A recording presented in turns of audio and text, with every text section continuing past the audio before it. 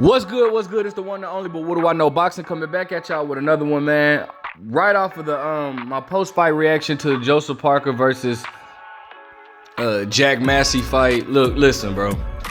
I wasn't I mean, listen, the fight wasn't anything exciting. I mean, it was a nice little comeback fight for Joseph Parker. I had Joseph Parker winning 8 rounds to 2. Massey also had a point taken away from him in the I think 8th round or whatnot.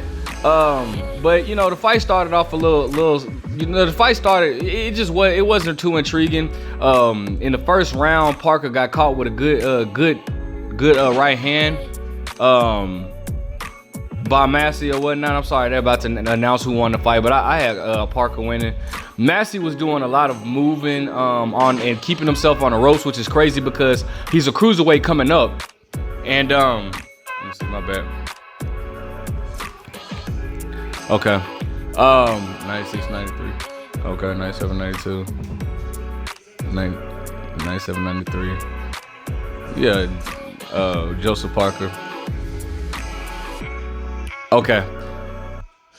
So, anyways, Massey was doing a lot, keeping himself on the ropes in the beginning half of the fight, which is crazy to me because he's a cruiserweight moving up to a heavyweight. I don't know why he would want to keep himself on the ropes. I understand that he was looking for counters, but he wasn't active enough. Neither fighter was really active enough or whatnot. So, you know, not too much going on.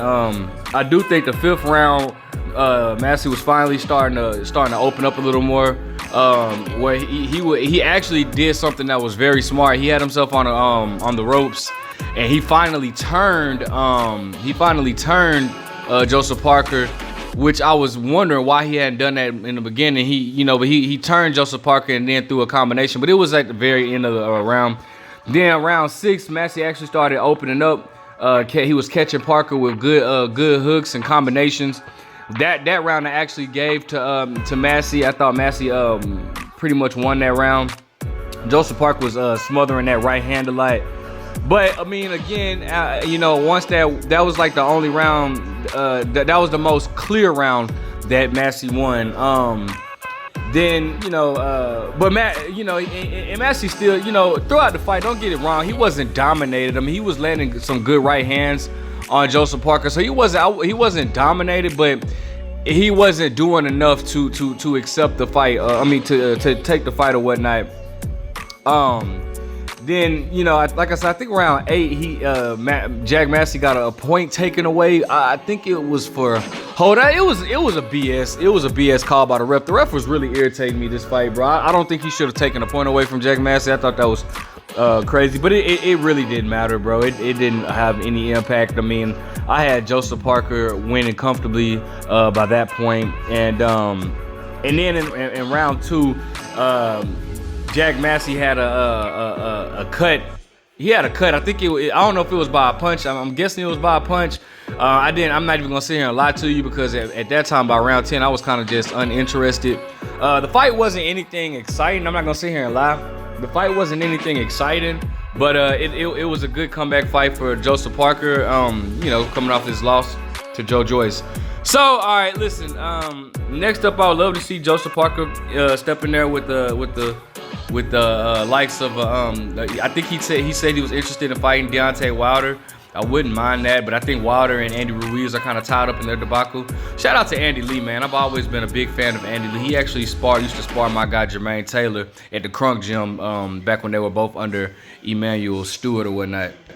But anyways, man, I wouldn't mind seeing Joseph Parker versus Filip Hrgović or whatnot. I think that makes for an interesting matchup, especially for Filip Hrgović. He's coming, he's gaining a little momentum for himself or whatnot. So, I mean, I look forward to seeing Parker in there, mixing it up with some actual heavyweights or whatnot.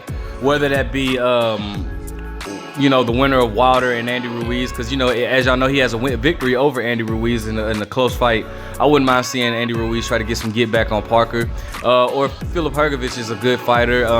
But that's pretty much as far as that goes. I mean, you know, he's been in there with Derek Chisora. He's been in there with Dillian White and Anthony Joshua. You know, he's stablemates with Tyson Fury. He definitely, I don't want to see him against Alexander Usyk. So, you know, I mean, Joseph Parker, he has a good run. I think he still has some in the tank left for him to make for a good fight.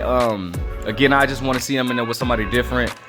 But overall, I can't even sit here and lie. I'm not too impressed with this performance, but it is what it is. This is his first fight coming back off of his loss to Joe Joyce. I'm not gonna sit here and hold it against him per se. I'm not gonna keep holding that over him.